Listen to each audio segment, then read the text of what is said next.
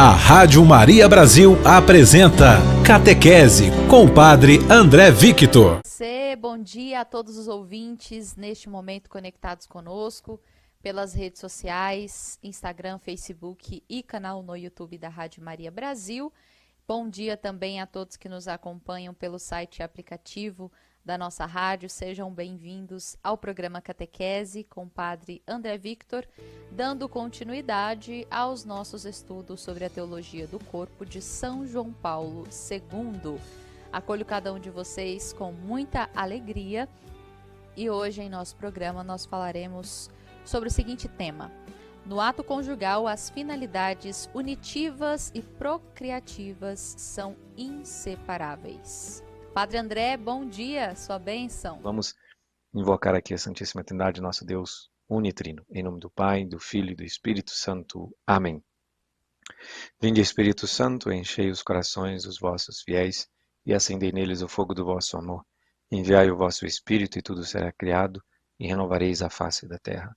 Oremos. Ó Deus, que instruíste os corações dos vossos fiéis com a luz do Espírito Santo, fazei que apreciemos retamente todas as coisas, segundo o mesmo Espírito, e gozemos sempre da sua consolação. Por Cristo, Senhor nosso. Amém. Claro, vamos pedir a intercessão de São João Paulo II, também, claro, de Nossa Senhora, que junto a Jesus possamos obter todas as graças necessárias para bem viver esse momento. Ave Maria, cheia de graça, o Senhor é convosco. Bendita sois vós entre as mulheres, e bendito é o fruto do vosso ventre, Jesus. Santa Maria, Mãe de Deus, rogai por nós, pecadores, agora e na hora de nossa morte. Amém. Em nome do Pai, do Filho e do Espírito Santo. Amém. Pois bem, estamos iniciando um novo ciclo, o último ciclo das catequeses de São João Paulo II sobre a teologia do corpo, e nós vamos fazer isso todas as quartas-feiras, né? Vocês agora de segunda, terça, quinta e sexta, vocês têm as catequeses aí com o Padre Warlen, e eu vou continuar essa, para concluir, né, vamos dizer assim, as catequeses de São João Paulo II sobre a teologia do corpo, então nas quartas-feiras. E hoje, iniciando então o nosso ciclo, nós estamos no último ciclo que fala sobre o amor e fecundidade.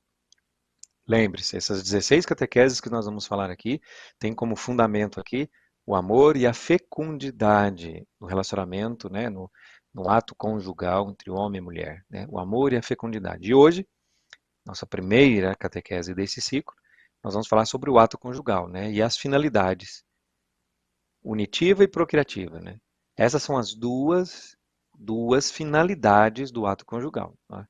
Nós temos que deixar muito bem claro isso, né, doutrina católica, cristã, e é claro, elas têm como fundamento a verdade, né, na linguagem do corpo, relida na verdade. Lembre-se, nós estamos falando sobre isso já tem algum tempo, né? Então, nós vamos aprofundar sobre esse tema e como fundamento, né, como base para essa afirmação, nós temos aqui, então, a linguagem do corpo, relida na verdade. Então, o ato conjugal, nós temos aí essas duas finalidades, né? Não podem se separar. Lembre-se, não podem se separar. Finalidade unitiva e finalidade procriativa. Não se pode separar. Né? Então vamos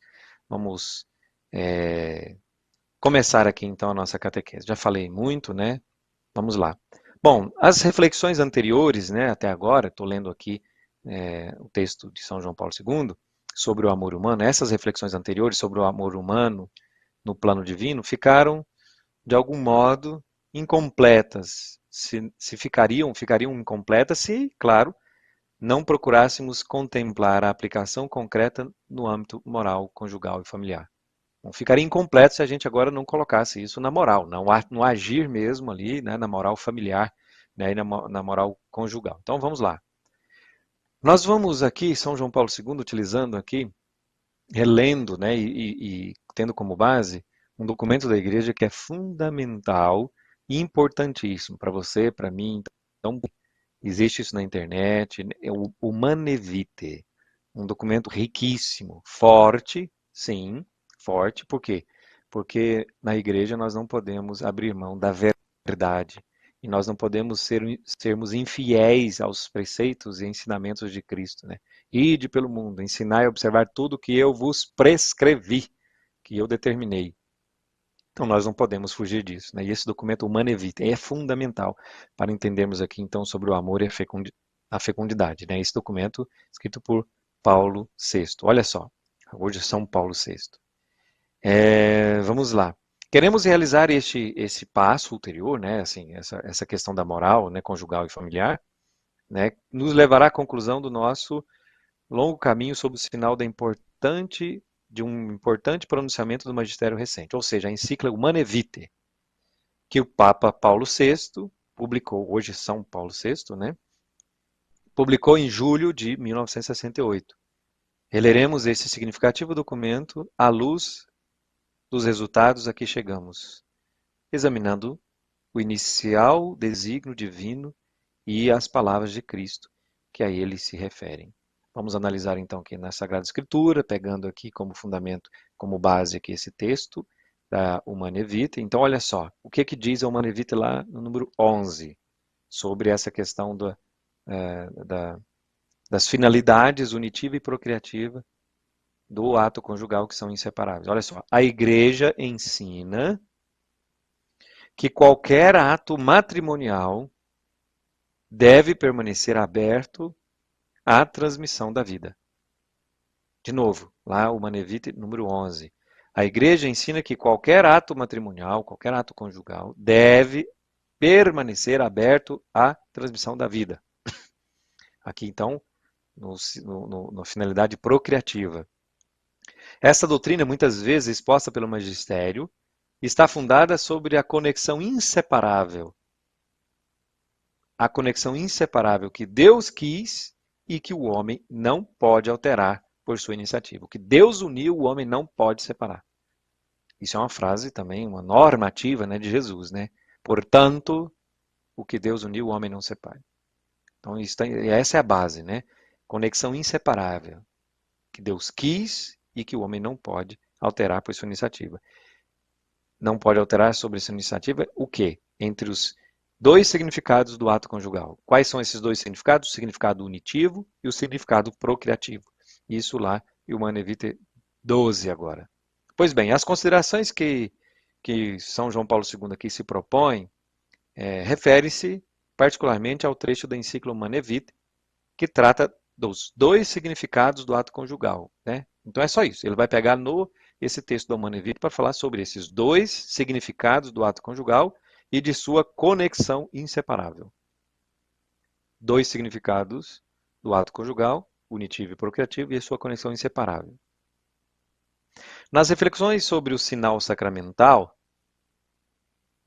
já foi dito diversas vezes que o sinal sacramental, o matrimônio como sinal sacramental, que ele está baseado na linguagem do corpo relida na verdade. Já foi dito isso, nós já falamos isso aqui várias vezes, né? Então, o sinal sacramental, o matrimônio como sinal sacramental, é baseado na linguagem do corpo, né? Lendo ali as expressões do corpo, masculino e feminino, né? Questões da sexualidade, na linguagem do corpo relida na verdade. E essa verdade, né, nós conhecemos. Essa verdade é Cristo Jesus. Trata-se de uma verdade afirmada pela primeira vez no início do matrimônio. Primeira vez se afirma essa verdade no início do matrimônio, quando os noivos, prometendo um ao outro serem sempre fiéis, amarem-se e respeitarem-se todos os dias da sua vida. Ali começa, ali tem essa verdade dita pela primeira vez ali agora no âmbito litúrgico, né? Comprovado, né, e testemunhado ali agora pela Assembleia, pela comunidade. Se tornam ministros do matrimônio. Nesse momento, então, o homem e a mulher, o noivo e noiva, se tornam ministros do matrimônio, como sacramento da igreja. Então, ali é a primeira vez que se faz essa afirmação, né, dessa verdade, dessa linguagem do corpo relida na verdade. Trata-se, pois, de uma verdade que é, por assim dizer, afirmada sempre de novo. Sim, sempre de novo é afirmado isso, ao longo do matrimônio, ao longo do relacionamento, ao longo da vida, né, íntima dos cônjuges. De fato, o homem e a mulher, vivendo no matrimônio até a morte, renovam continuamente e, em certo sentido, aquele sinal que eles puseram no dia das suas núpcias. Eles renovam isso. Eles têm que dizer isso constantemente. E isso ou seja, o ato conjugal, né? Essa união, né, aberta à vida, unitivo e procriativo. essas duas finalidades do ato conjugal no matrimônio. Eles releem essa verdade, né? Eles releem essa linguagem do corpo na verdade, eles atualizam isso, né? Atual, né? Momento a momento ao longo da sua vida conjugal, né? Ao longo da vida e até que a morte separe, claro, até a sua estrutura física adequada. As palavras acima da encíclica do Papa Paulo VI dizem respeito àquele momento na vida comum dos cônjuges em que ambos, unidos no ato, unidos no ato conjugal, se tornam, segundo a expressão bíblica, uma só carne. É isso que o documento está falando. O Manevite 11:12 está falando exatamente desta união conjugal, o ato sexual, né? Se tornam uma só carne, aqui citando lá em Gênesis 2:24. Tá ok? Precisamente em tal momento tão rico e profundo de significado, é também importante, de modo particular, que se releia a linguagem do corpo na verdade. Então, nesse momento, precisamos, esse momento do ato conjugal, o ato sexual entre o esposo e a esposa, é importante, tão rico que é, né? Tão rico e profundo significado desse ato conjugal, é preciso, então, reler ou ler, né, a linguagem do corpo na verdade. O que significa isso? Significa que o ato conjugal, marido e mulher, homem e mulher, né, esposa e esposa, tem ali uma verdade já inata, né, na sua própria linguagem corporal. Esta leitura torna-se condição indispensável para agir na verdade. É preciso fazer essa leitura, né, essa leitura da linguagem do corpo na verdade. Aqui também no ato conjugal, no ato sexual entre esposo e esposa, marido e mulher. Esta leitura torna-se condição indispensável para agir na verdade, ou seja, para se comportar em conformidade com o valor e a norma moral. Para se ter um agir correto, para se ter aqui uma moral, uma ética, segundo aqui São João Paulo II, relendo essa encíclica, né, de Paulo VI, para nos apresentar essa linguagem do corpo na verdade. É importante isso. É daqui que nós temos, então, a doutrina e a moral católica, né, como agir correto, eticamente falando, como agir corretamente neste ato conjugal. Ato conjugal. Por isso é importante termos sempre em mente, né, a consciência de uma boa preparação para o sacramento do matrimônio, né? Infelizmente, muitas e muitas vezes, em muitos lugares, nós não temos essa preparação, nem basicamente, né, nem basicamente de forma adequada. Pois bem, vamos lá.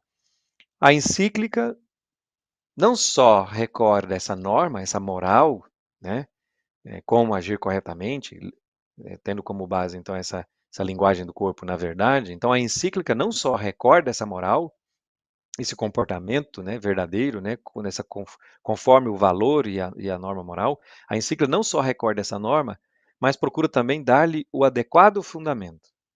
E o fundamento é o quê? De novo, o fundamento na linguagem do corpo tem aqui uma verdade que já está implícita na natureza ou no ser humano. É isso que nós vamos aqui aprofundar, que São João Paulo II nos orienta e nos guia.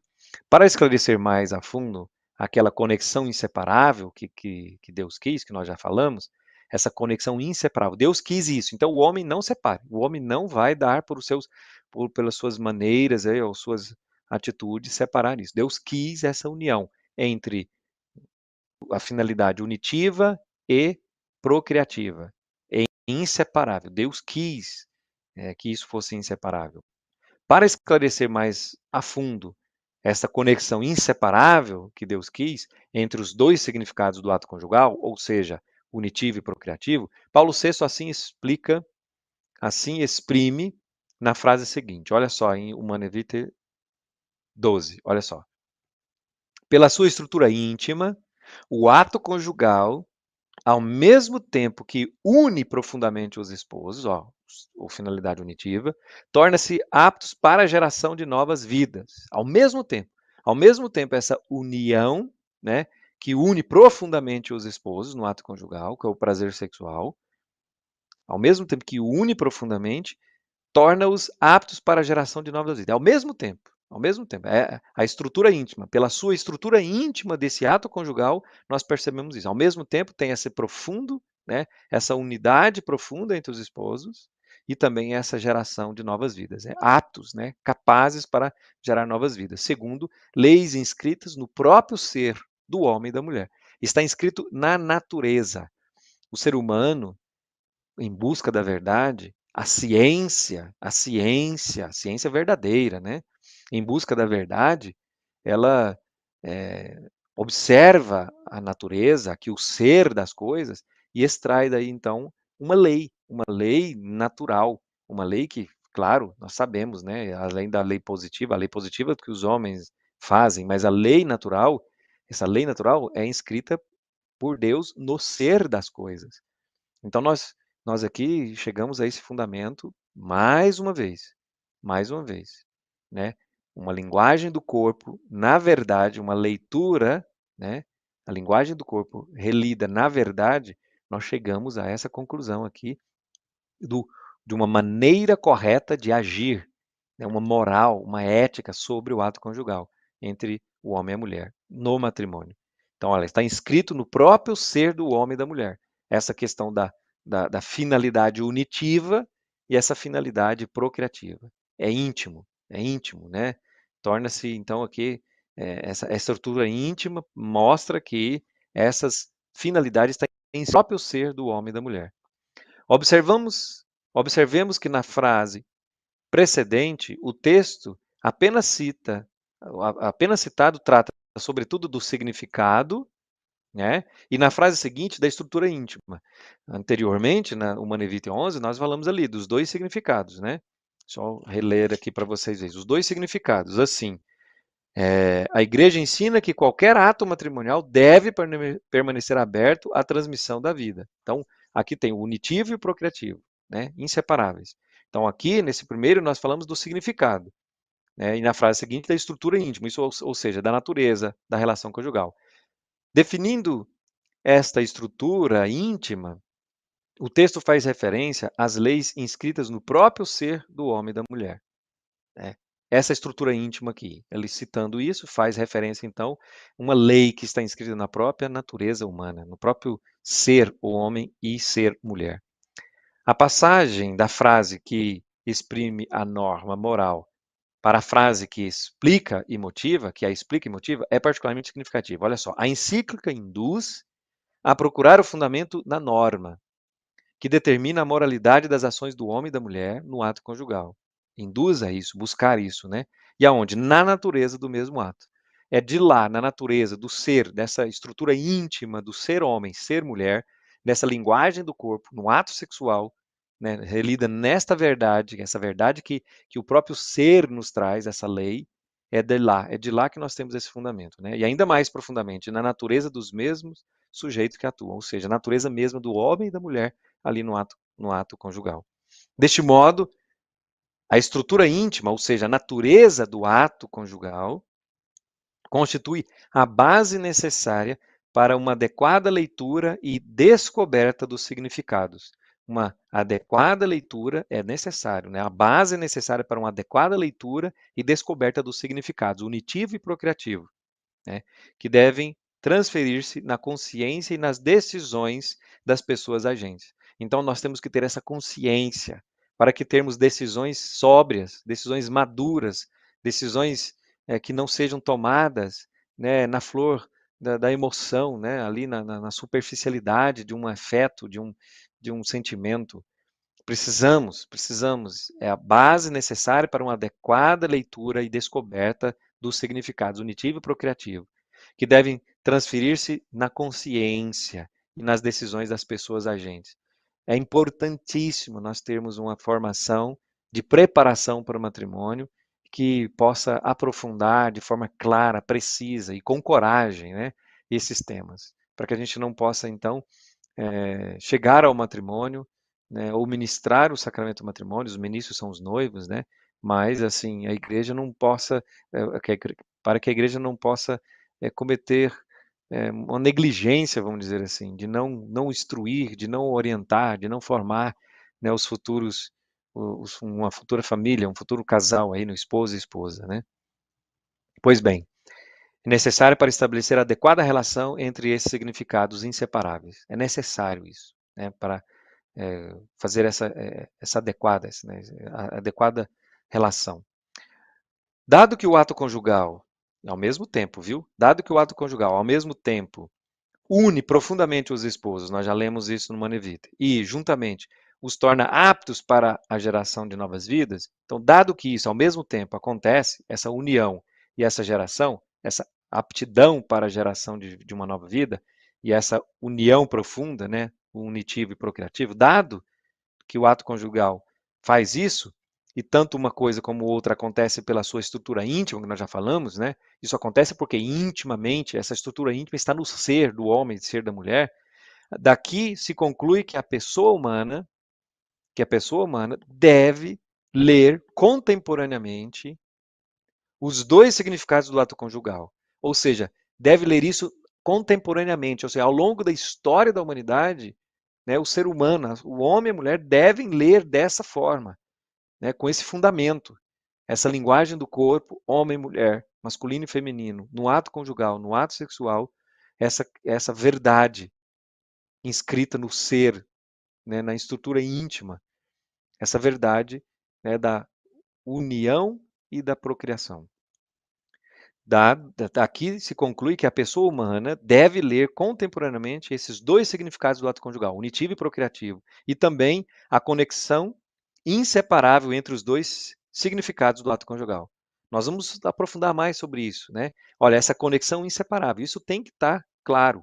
É uma conexão inseparável, essa conexão entre unitivo e procriativo. É uma conexão inseparável entre os dois significados do ato conjugal. Porque qualquer um dos dois que nós anularmos, nós vamos aprofundar sobre isso mais daqui para frente. Temos ainda outras catequeses. Mas olha só, essa finalidade unitiva, se nós tiramos isso, nós degradamos o ser humano. Por exemplo, se nós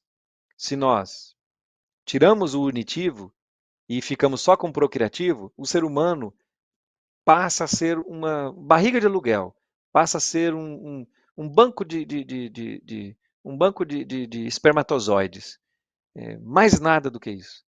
Se nós tiramos a unitivo que gera e que pressupõe aqui um amor de doação, eu vou tratar o outro como uma carga, como objeto, como um produto que eu possa comprar. E agora, tirando a questão procriativa, a finalidade procriativa, ou seja, a aptidão para uma nova vida, se eu tiro isso e fico só no unitivo, eu também trato o outro ser humano, consequentemente, eu também trato o outro ser humano como objeto de prazer. Simplesmente não é uma pessoa, é um objeto de prazer descartável, mais cedo ou mais tarde. Mais cedo ou mais tarde, pode ser alguns dias, semanas, meses, anos, mas mais cedo ou mais tarde vai ser descartável.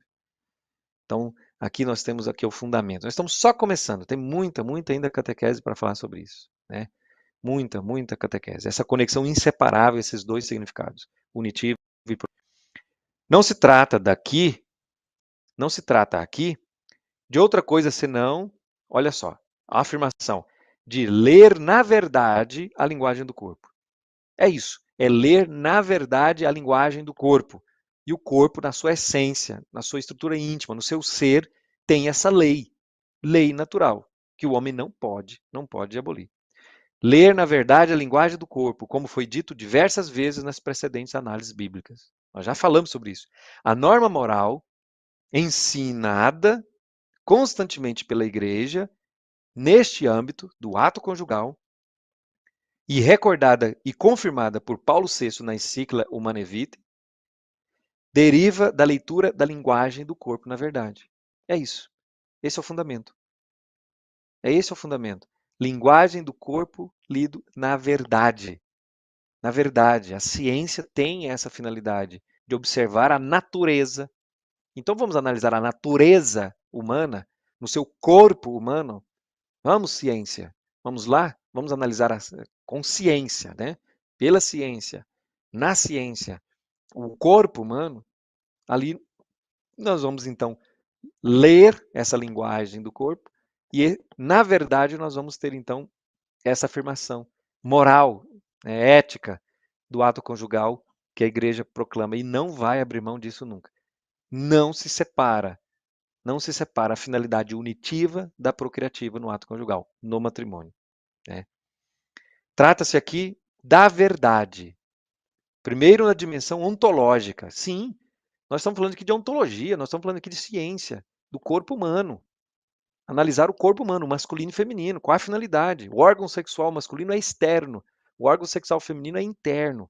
Essa unidade, essa união, né? O corpo feminino mais no sentido passivo, e o corpo masculino mais no sentido ativo, de penetração.